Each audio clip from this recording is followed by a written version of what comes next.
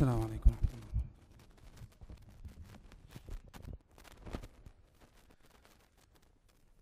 الله أكبر الله أكبر الله أكبر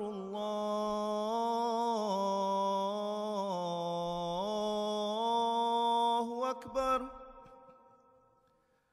أشهد أن لا إله إلا الله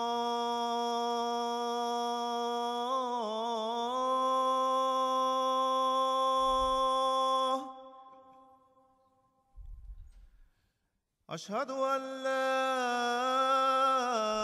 إله إلا الله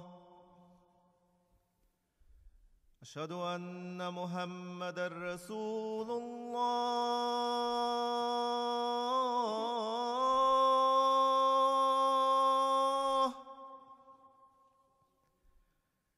أشهد أن محمدًا رسول الله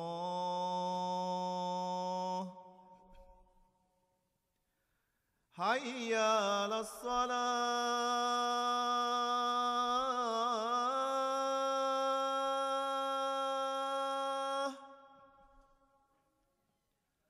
حي على الصلاة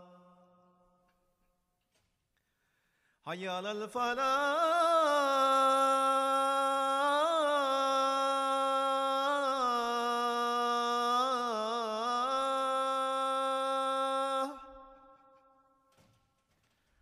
حي على الفلاح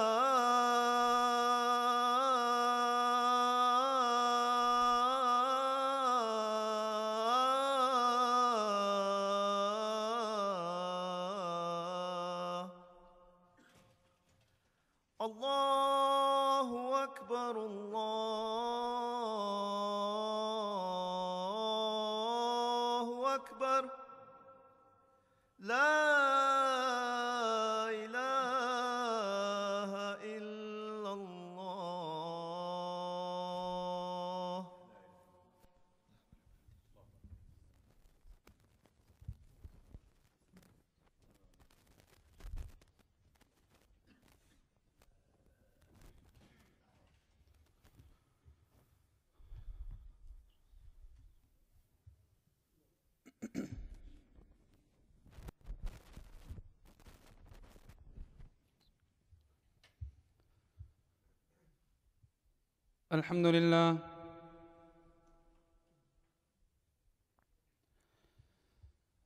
الحمد لله نحمده ونستعينه ونستغفره ونؤمن به ونتوكل عليه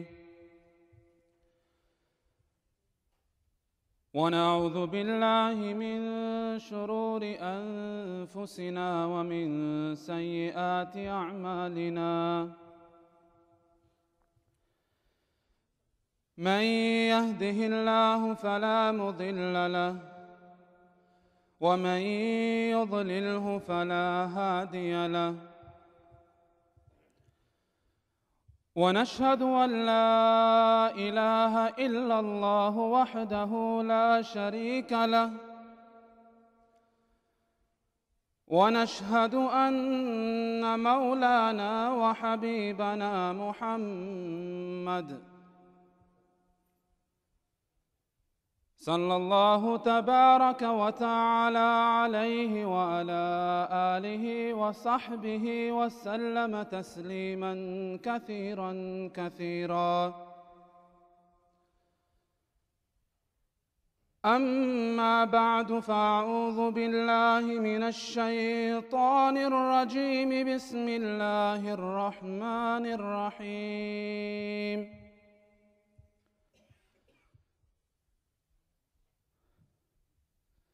قد أفلح المؤمنون الذين هم في صلاتهم خاشعون والذين هم عن اللغو معرضون والذين هم للزكاة فاعلون والذين هم لفروجهم حافظون إلا على أزواجهم أو ما ملكت أيمانهم فإنهم غير ملومين. صدق الله العظيم.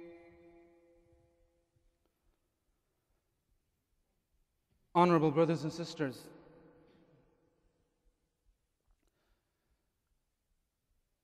when Rasulullah sallallahu alayhi wasallam was given his prophethood, the time when he was sent to this world, and then from the time when the first revelation descended upon him of Iqra bismi rabbika alladhi khalaq. When we look into history and we analyze the society, their behavior, their actions in that time period, when Rasulullah sallallahu alayhi wasallam was given his prophethood, historians have labeled that era such that today that era is known as Ayyamul Jahiliyyah, the days of ignorance. It was not because something was wrong with the era or time, but rather the people living within it. It was because of their actions and deeds, their dealings with the community, the way they had dealt matters amongst themselves. It was because of their actions that that era was labeled to be Ayyam al-Jahiliyyah, the days of ignorance, because the people were ignorant. Now imagine Rasulullah sallallahu alayhi wasallam being sent to the people of ignorance. How difficult must it be for him to achieve his mission? To convey this message of Allah subhanahu wa ta'ala that La ilaha illallah. The people must be understanding. They must be able to comprehend what Rasulullah sallallahu alayhi wasallam has to say, and they must be willing to accept what he has to say. But nonetheless, Rasulullah sallallahu alayhi wasallam had never given hope. He had remained steadfast upon his beliefs and continued on preaching the teachings of Islam, the oneness of Allah subhanahu wa ta'ala. And when we look into that time and era, the reality is it's not because of the actions or behavior of the people that all of these evils had swept through their society. But the main cause, the main factor, was that they had forgotten their Rabbul Alameen, Allah subhanahu wa ta'ala. It is because they had forgotten Allah subhanahu wa ta'ala that sins and evil deeds in their lives had continued on. They no longer had any purpose left in life other than, of course, war, bloodshed, evil sins, wrongful doings, disrespecting whoever they may feel suitable. The main reason to all of their actions were because they had forgotten Allah subhanahu wa ta'ala. Therefore, they were heading towards that path. Now, when Rasulullah sallallahu alayhi wasallam, upon having the first revelation, the very first thing he had in mind, of course, was to create that connection which was lost, to establish this feeling, to make them realize that you have a Rabb, you have a Creator. Turn to Him. If you turn to Him, your life will become better. You would enjoy this short life that you live for. You would have a purpose in life. Turn to Him. Remember Him. Think of Him.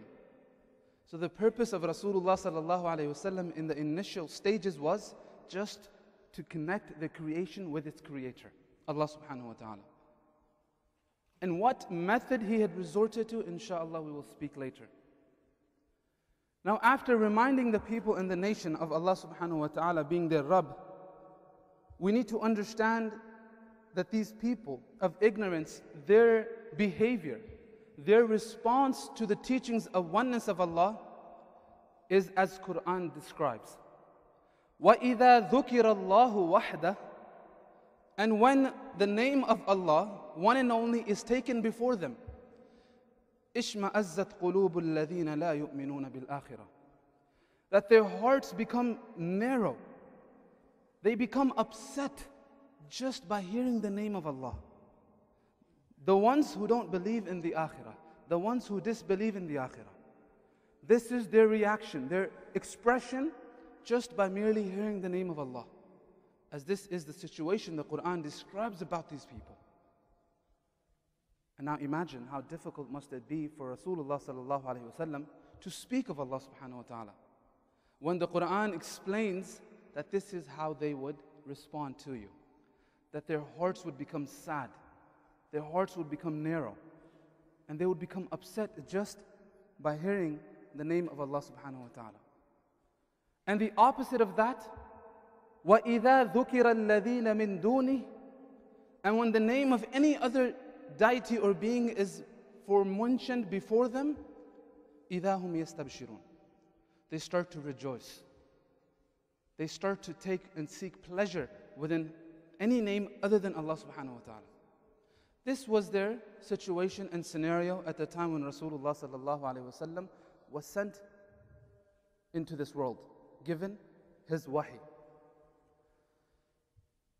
Allah subhanahu wa ta'ala further describes their situation and elaborates within the Quran al-Kareem, وَإِذَا قِيلَ لَهُمُ ارْكَعُوا لَا يَرْكَعُونَ, and when they are asked to bow down before Allah, they do not do so. Now Rasulullah sallallahu alaihi wasallam, having to deal with this nation, the purpose is to create the connection. Once it's established, he no longer has to worry about the evils of society. The same applies today.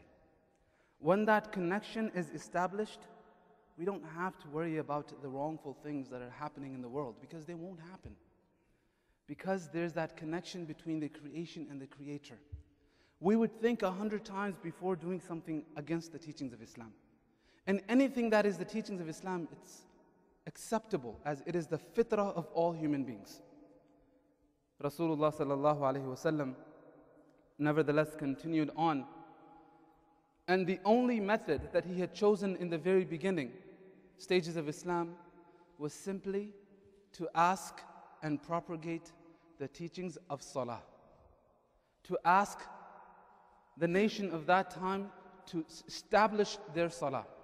And by doing so, their connection would be built and established. Allah subhanahu wa ta'ala speaks of the Quran after this scenario, that once they had started to establish Salah and perform Salah, Allah subhanahu wa ta'ala speaks about the same people regarding their reaction and how they would respond by hearing the name of Allah.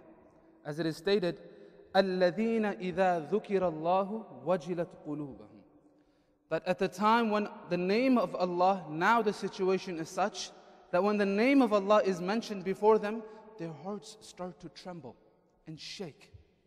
Furthermore, الَّذِينَ يَذْكُرُونَ اللَّهَ قِيَامًا وَقُعُودًا وَعَلَى جُنُوبِهِمْ, that they start to ponder, they remember Allah subhanahu wa ta'ala in a standing position. They think of Him while they are seated. They think of Him even when they are lying down. This was the fruits that they had gained by simply establishing Salah. By filling that hole within their lives that they had felt during the time of Jahiliyyah, they no longer felt that. And from being people of ignorance, they became majority. Sahaba ridwanullah alayhim ajma'in, that Allah subhanahu wa ta'ala is pleased with them, and they were pleased with Him. The fruits that they had tasted in Salah was such that they had wanted to devote and dedicate their lives for the sake of Allah. That no matter what happens, after realizing and tasting the fruit of Salah, we would never give it up. as the incident which is mentioned in Bukhari by Imam Bukhari himself, of a young group of Sahaba who had approached Aisha radiallahu anha and had inquired about the ibadah of Rasulullah sallallahu alayhi wasallam, his supplication and so on. So Aisha radiallahu anha had informed them, as there were three Sahaba ridwanullah alayhim ajma'in, they felt that maybe the reason why Rasulullah sallallahu alayhi wasallam only does so much is because his previous sins and future are all forgiven. He is the Prophet of Allah. Whereas us, we're humans. We make mistakes. We're prone to error and so on, and sin. We need to do more. So the first Sahabi of Rasulullah sallallahu alayhi wasallam, he takes upon himself an oath that from today onwards, I swear by Allah, I would never fall asleep and stand before him throughout the night. The second Sahabi of Rasulullah sallallahu alayhi wasallam mentions that in addition to that, I swear by Allah that I would never marry. I would devote myself for the sake of Allah. The third Sahabi continues on saying that in addition to both of these, I swear by Allah that I would fast each and every day, never letting a day go by without fasting. Aisha radiallahu anha, as she is hearing the conversation of these Sahaba ridwan alayhim ajma'in, she informs Rasulullah sallallahu alayhi wasallam after his arrival. Rasulullah sallallahu alayhi wasallam, upon hearing this, became upset and had asked and inquired about the same Sahaba who had come to his doorstep. And after they were summoned to him, Rasulullah sallallahu alayhi wasallam had asked, is this what you had said? They mentioned, وَمَا أَرَدْنَا إِلَّا الْخَيْرِ, that, O Prophet of Allah, we only wish for the best. We only wish for khair. We had no other intention.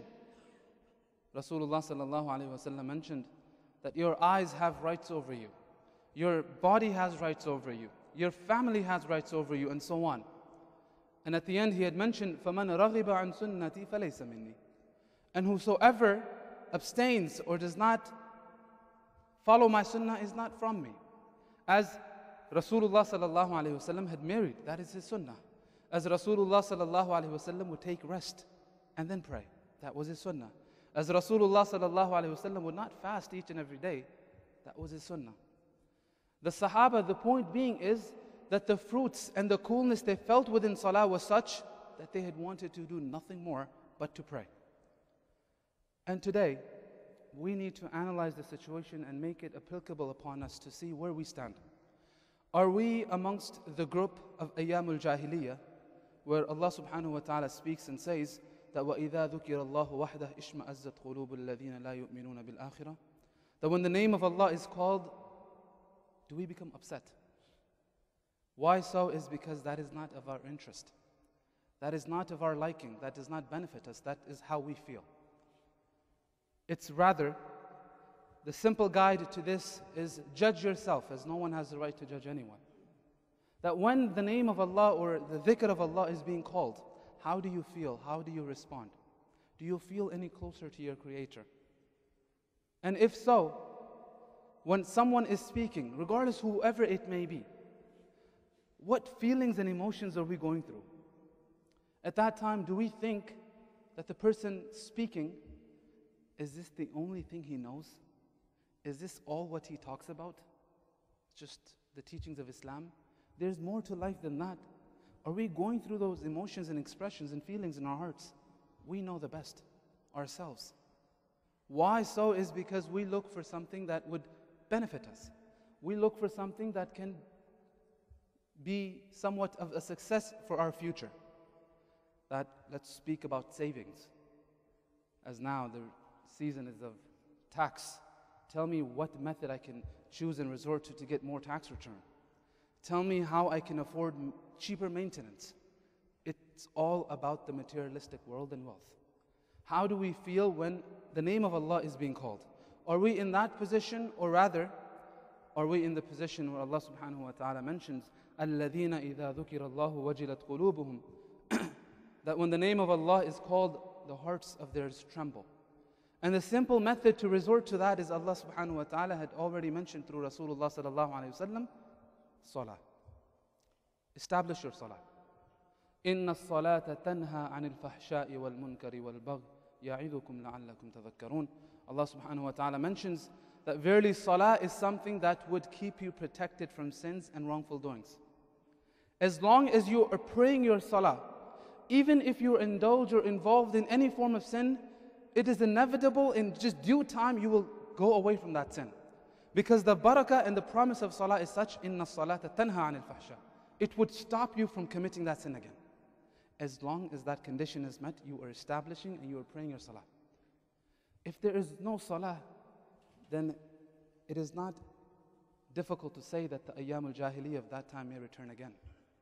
And we do see that around ourselves in our community. That people start to point fingers, such and such person has done such a hideous crime, such and such person has done something so wrongful that we can never even imagine it.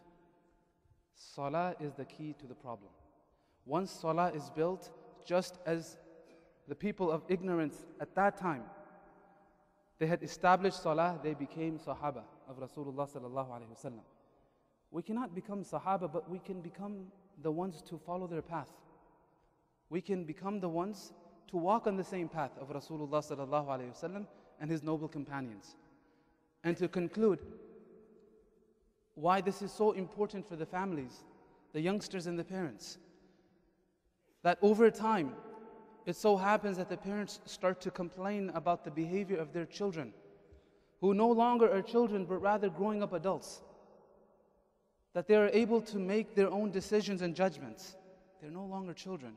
But the parents complain that our child is debating. Our child is going against the very beliefs we had cherished for the entire life. Our beliefs of Islam, they are contradicting them. They no longer want to pray. They no longer want to come to the masjid. What is the cause of that? Rasulullah sallallahu alayhi wasallam, the well-known hadith, as-salatu imaduddin.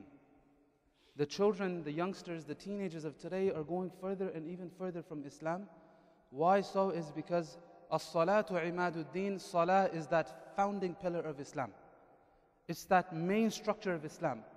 If you break it down brick by brick, what is deen? No one else is breaking it but us. We are giving up our salah for our daily tasks, whatever it may be.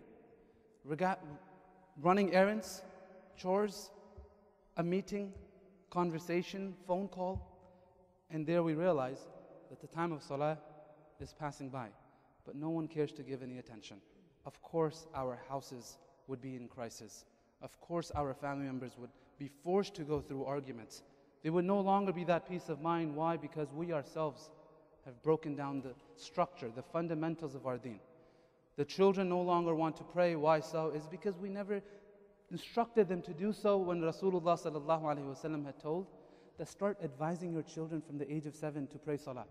Why was salah so much mentioned by Rasulullah sallallahu alaihi wasallam, such emphasis that he had mentioned regarding salah itself, that بَيْنَ الْمَرْءِ وَالْكُفْرِ تَرْكُ الصَّلَاةِ, that what holds a man in his religion is salah. That's the only thing that stands between you and kufr. فَمَنْ تَرَكَهَا فَقَدْ كَفَرَ, and whoever so leaves it has entered into the folds of kufr. And when that happens, we no longer would share the values of Islam. Our children will no longer share the values of Islam. And they would start to tread the wrongful path. And once again, ayyam al-jahiliyyah, as history would repeat itself. Rasulullah sallallahu alayhi wasallam over and over kept informing us of this. And the very last words, inshallah, I would conclude with this. Now imagine the farewell words of Rasulullah sallallahu alayhi wasallam from this world. How important and what weight they must contain. But yet, what he decided and chose to utter from his blessed tongue was as-salah, as-salah, wa ma malakat aymanukum. Safeguard your salahs, protect your salahs, and the ones who you are responsible for. We need to become those protectors of our salah, and when that happens, as Allah subhanahu wa ta'ala promises, we would succeed and become the inheritors of Firdaus, الَّذِينَ يَرِثُونَ الْفِرْدَوْسِ هُمْ فِيهَا خَالِدُونَ. May Allah subhanahu wa ta'ala give us the right understanding of His deen. رَبَّنَا آتِنَا فِي الدُّنْيَا حَسَنَةً وَفِي الْآخِرَةِ حَسَنَةً وَقِنَا عَذَابَ النَّارِ رَبَّنَا لَا تُزِغْ قُلُوبَنَا بَعْدَ إِذْ هَدَيْتَنَا وَهَبْ لَنَا مِن لَّدُنكَ رَحْمَةً إِنَّكَ أَنتَ الْوَهَّابُ رَبَّنَا لَا تُؤَاخِذْنَا إِن نَّسِينَا أَوْ أَخْطَأْنَا ربنا ولا تحمل علينا إصرا كما حملته على الذين من قبلنا ربنا ولا تحملنا ما لا طاقة لنا به واعف عنا واغفر لنا وارحمنا أنت مولانا فانصرنا على القوم الكافرين.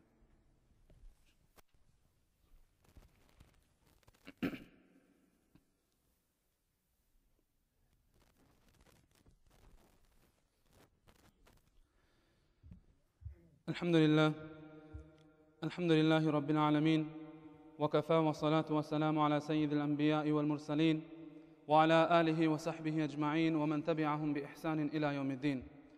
أما بعد، قال الله تعالى في القرآن المجيد: إن الله وملائكته يصلون على النبي يا أيها الذين آمنوا صلوا عليه وسلموا تسليما. اللهم صل على محمد وعلى آل محمد كما صليت على إبراهيم وعلى آل إبراهيم إنك حميد مجيد. اللهم بارك على محمد وعلى آل محمد كما باركت على إبراهيم وعلى آل إبراهيم إنك حميد مجيد. إن الصلاة تنهى عن الفحشاء والمنكر والبغي يعظكم لعلكم تذكرون. وقال تعالى: فاذكروني أذكركم واشكروا لي ولا تكفرون. أقيموا الصلاة.